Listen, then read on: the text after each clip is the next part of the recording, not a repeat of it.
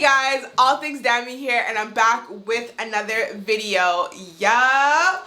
On my channel, we do all things hair care, nursing, and we vlog it all. In today's video, I want to tell you guys everything you need to think about before becoming a travel nurse. So without further ado, please like and subscribe, and let's get right into the video. Can we just talk about the fact that it's really lonely? Like, really lonely.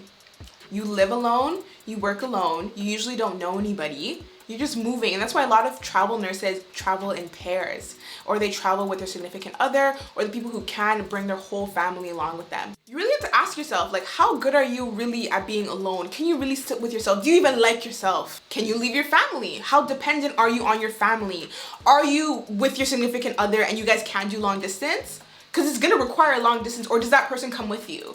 And is their job even easy enough to just come with you? Are you not going to be making enough for the both of you guys? You know, a lot of people just bring their partner along with them, but how easy is that transition? Now your partner doesn't know anybody. They only know you, and you're going to work, and when you're not working, you're tired. How does that dynamic work?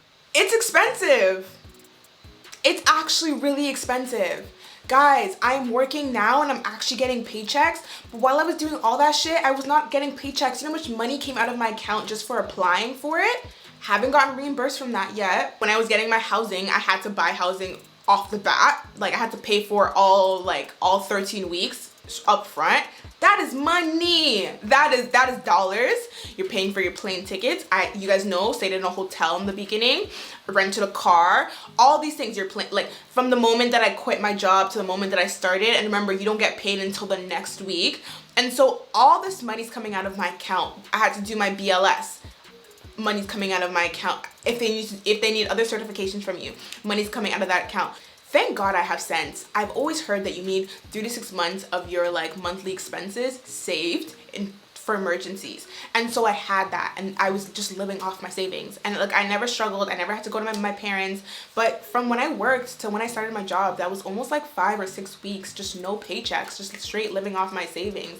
And I thank God I had enough to be able to pay these lump sums of money often. I was just like, holy shit, I need to work soon, but at least I had that cushion. So just be smart and have savings before you get into this, because before you make money, you're gonna have to spend a little bit of money. How organized are you? You need to be extremely organized to be a travel nurse. From planning the visas and all of that. You guys, I posted a video about the actual step-to-step process, visa screen, licensing, social security. If you guys want to see that, check that out. I'll put the link here. But you just need to be very well planned in order to become a travel nurse. You cannot be scatterbrained and you cannot be disorganized, because if the government doesn't get you, the work will get you. If the work doesn't get you, you'll just miss out on so many opportunities to save money in housing, in plane tickets, in living. My planning for travel nurse didn't start the day I decided to start applying to be a travel nurse. It started the moment I thought in my head, let's become a travel nurse. So that happened multiple years before I even applied. And so because I knew what I needed to do, I was always planning towards it. Like I said, this is something that I wanted to do since I was in nursing school, first or second year. And another thing, guys, it's hard. It's really hard. Guys, the work is hard. You really have to ask yourself, are you good at your job? Are you good at your job? Are you actually good at your job? To be now thrown into another unit, other politics, other policies, everything is everywhere. Think about it like this. You're a chef. You know how to cook. You're a good cook. You just need to kind of know where the ingredients are. And so once you figure that out, you're good. My question is, can you cook? Are you even a chef? Can you even cook? No, it's true. As I was there, I felt so comfortable with the babies. The hard part was the charting and knowing where everything was and doing things the way they wanted you to do it.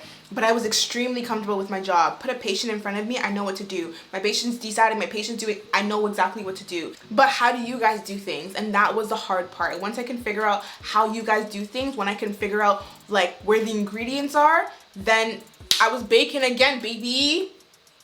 And that brings me to my next point. The adaptability of it all. How adaptable are you? How easy is it for you to enter new environments and thrive? How easy is it for you to be uncomfortable and thrive? Are you that type of person?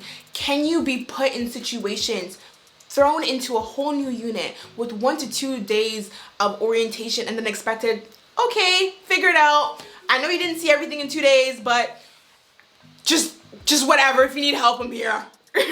You have to ask yourself, do you even want to learn, or do you want an easy job? If you want an easy job, stick to your staff job. If you want to learn, if you're okay with shaking things up, then become a travel nurse, straight up. A lot of the things that I'm doing at my hospital, like that I've done at my staff job, they don't do. Or they do, and I'm like, why do you guys do that? What's the point of that? And they're like, yeah, we just do it. Everyone's roles are completely different. I'm just constantly learning and constantly adapting. And okay, take noted. Okay, noted. Okay, all right. Because I don't want to make any mistakes. This is my license on the line. This is your license on the line. We cannot afford to make mistakes. We cannot afford to make big mistakes. And so we need to recognize what they do quickly, and so we can implement it quickly. And last but not least, are you ready to be homeless? I mean, I wasn't homeless, but guys, housing is a big thing. Housing is really stressful as a travel nurse. I would say housing is one of the most stressful things as a travel nurse. Like the nursing gypsy nursing, gypsy housing on Facebook. Those nursing groups have saved me. They have given me so much advice. But one thing that they did say time and time again is do not get your housing too early because they can cancel you. And so imagine, like what I did, I paid for 13 weeks before I got there, and then they've canceled me. And so I've missed out on like $6,000, just gone. $7,000, $8,000, gone. And so they like to advise you to work 1 or 2 days, make sure you're working, then get your housing. But my issue was the housing that I really wanted wasn't available anymore. It just wasn't available. My second choice wasn't available. Third choice wasn't available. It's like, holy shit, housing runs out. Housing is expensive. Good housing runs out. I wish someone had told me that. But honestly, guys, moral of the story, if you want to become a travel nurse, pray about it, align your life to that trajectory, and move forward. Thank you guys so much for watching. I hope you guys got to learn a little bit more about me, as well as you guys are able to make better decisions as to what you need to actually consider before becoming a travel nurse, because there are a few things.